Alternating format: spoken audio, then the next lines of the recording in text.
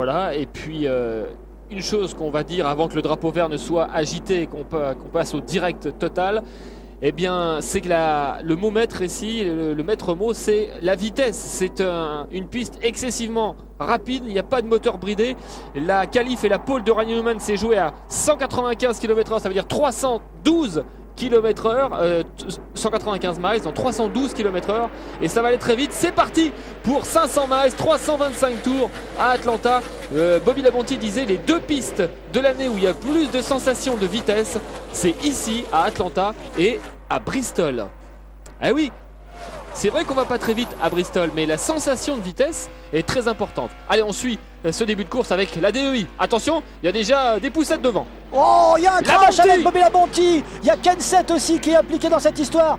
Il y a aussi, j'ai l'impression, Tony Stewart. Non, c'est pas possible. Il y a Brandon Geoghegan. Ah, il y a Oh là Travis là, il y a Coppel, Kurt Robbie Busch, Gordon, il y a Kurt Jeff Busch. Burton. Ouh là là, il y a du grabuge. Quel départ! Eh bien, il y a du grabuge déjà dès le départ. Eh oui, premier tour, je vous ai dit, la vitesse, c'est quand on monte, on va très très vite ici, la moindre faute. Eh bien, dites-moi, votre challenger, c'est déjà mal barré pour lui. Hein. Ouais, et voilà, monsieur 6 victoires à Atlanta avec sa voiture verte numéro 18, Bobby Labonte, déjà mal en point. Et lui, c'est très important qu'il fasse un bon résultat, car comme on vous l'a dit tout à l'heure, il est 37e au classement général actuellement, et il a besoin d'être dans le top 35. Hein. Jeff Gordon et... oh là là, c'est... et là, c'est Shane Mill qui est un jeune pilote de la Truck Series. Très bon pilote d'ailleurs, dont on parlera bientôt. Eh ben, je pense qu'on va avoir quelques ralentis. Plusieurs pilotes donc impliqués dans ce drapeau jaune, premier drapeau jaune. On n'aura même pas fait un tour. Bobby Hamilton Jr. lui aussi a un pneu en mauvais état.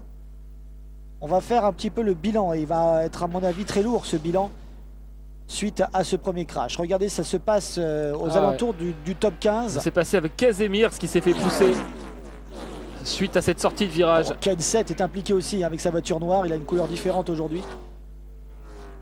Sponsor oblige. Oh, Kevin Harvick qui évite tant bien que mal. Donc regardez, Casemir. Je sais pas si ça part de là d'ailleurs, parce que derrière il y a Scott Riggs. Oh là là, gros choc de Travis Coppel. Shane Mill ici, Jeff Gordon. Alors la bonne nouvelle pour les fans de Jeff Gordon, c'est que Jeff Gordon, comme vous avez pu le voir, n'a pas vraiment fait un contact violent avec le mur intérieur. Il a réussi quand même à contrôler comme il pouvait. Et puis Jeff Burton et Kurt Busch là, qui viennent mourir pratiquement sur la voiture de Bobby Labonte. Avec Jeff Burton là. Jeff Burton, on lui conseille le spotter.